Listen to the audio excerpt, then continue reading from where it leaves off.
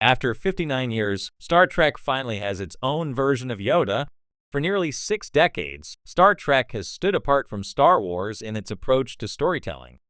Where Star Wars leaned heavily into mythology and archetypes, Star Trek built its legacy on exploration, diplomacy, and speculative science.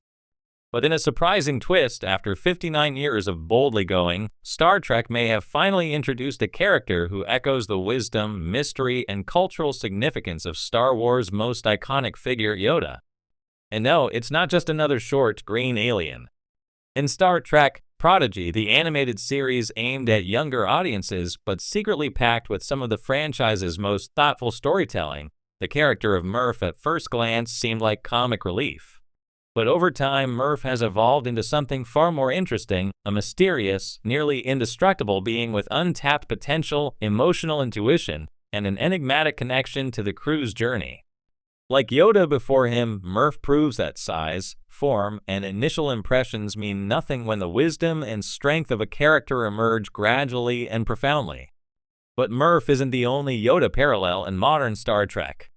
As Star Trek ventures into more serialized storytelling and explores its own legacies through shows like Picard, Strange New Worlds, and Lower Decks, it's finally embracing a more mythic tone, and in that process, it's developing characters that function as mentors, mystics, or moral lodestars. After decades of being the franchise that avoided spiritualism in favor of logic and science, Star Trek has found space for its own Yoda archetypes. What made Yoda special? To understand why this shift matters, it's worth examining what Yoda represented in Star Wars. Beyond the obvious, a tiny, ancient Jedi master with a unique speech pattern, Yoda symbolized a bridge between the mystical force and practical morality. He wasn't just powerful, he was a teacher, a spiritual anchor, and a reminder of the galaxy's larger purpose. Yoda's physicality was deceptive, small, and seemingly frail, yet more powerful than most Jedi. His design made him instantly memorable, and his lines, especially in The Empire Strikes Back, carried the weight of ancient truths. Yoda taught audiences and characters alike that true strength comes not from power, but from patience, wisdom, and connection. For a long time, Star Trek resisted such a figure. It had mentors, yes, Spock, Sarek, Guinan, and even Q in his trickster way, but never someone who fully embodied the spiritual guide archetype in the same compact, symbolic way. Until now. Enter Murf, the starfleet blob that grew up. Murf's introduction in Star Trek, Prodigy, was intentionally misleading. A blue, blobby creature with a wide-eyed innocence and comedic timing, he appeared to be there for slapstick fun and merchandising opportunities. And yet, as the first season progressed, Murf displayed traits that suggested something far deeper was at play. Murf is incredibly resilient, immune to vacuum, phaser fire, and extreme physical stress. He's also emotionally attuned to the crew, often acting as a silent but steady support during their most intense moments. And when he evolved, literally metamorphosing into a more humanoid form, he didn't lose that childlike presence. Instead, he gained agility, strength, and even more mystery. Like Yoda, Murf speaks volumes without needing to say much or anything. He represents innocence, strength, transformation, and untapped potential. In a way, Murf is a mirror for the young protagonists of Prodigy, lost souls growing into themselves, unsure of their power until it's time to use it. Just like Luke was with Yoda. Guinan and the legacy of the listener. Long before Murf, Star Trek did experiment with a Yoda-esque character, the next generation's Guinan, played by Whoopi Goldberg. Guinan wasn't physically small or alien in the traditional sense, but she fulfilled a critical archetypal role. As 10 Forward's bartender, she was the ship's quiet conscience. Her wisdom didn't come from rank or science, it came from age, experience, and deep empathy. Guinan often spoke in riddles or metaphors. She had a mysterious past with Q, knew things she shouldn't, and operated outside the normal command structure. Her conversations with Picard were moments of grounding and insight, just as Luke's conversations with Yoda slowed the action to highlight the moral stakes. If anything, Guinan was Star Trek's first real attempt at a Yoda, though her role was subtler. Unlike Yoda, Guinan didn't train warriors. She calmed them. She centered them. and her impact was felt more in emotion than mythology. Still, her characters set the stage for future iterations of the wise guide figure that Trek would later revisit. Star Trek's reluctance toward mysticism.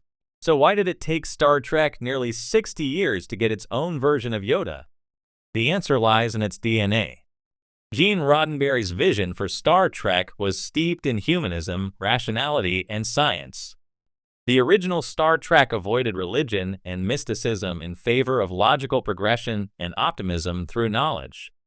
Even characters like Spock, who followed Vulcan philosophy, were driven by reason and control, the opposite of the spiritual surrender Yoda preached in Star Wars. This deliberate avoidance of mysticism made Trek more grounded but also, at times, emotionally sterile. It didn't lack depth, but it lacked spiritual abstraction.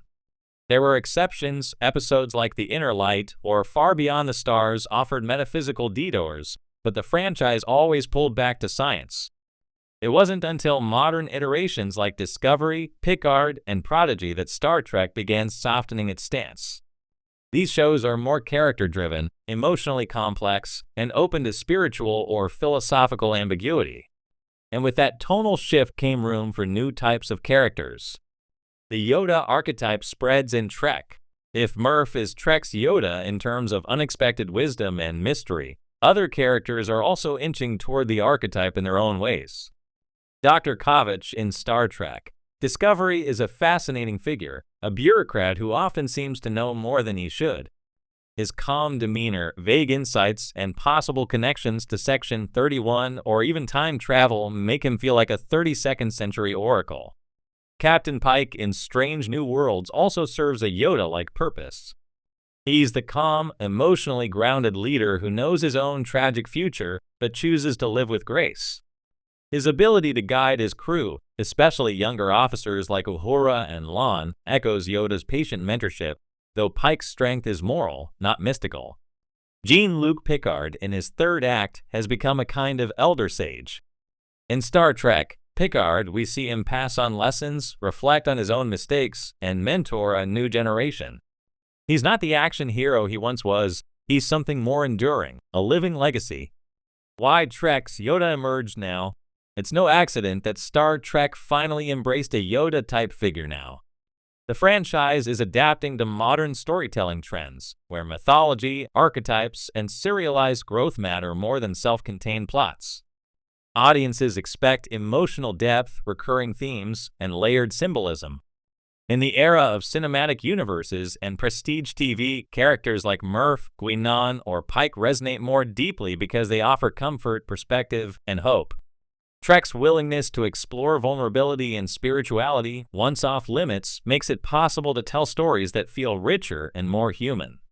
Yoda works because he's not just a character, he's an idea.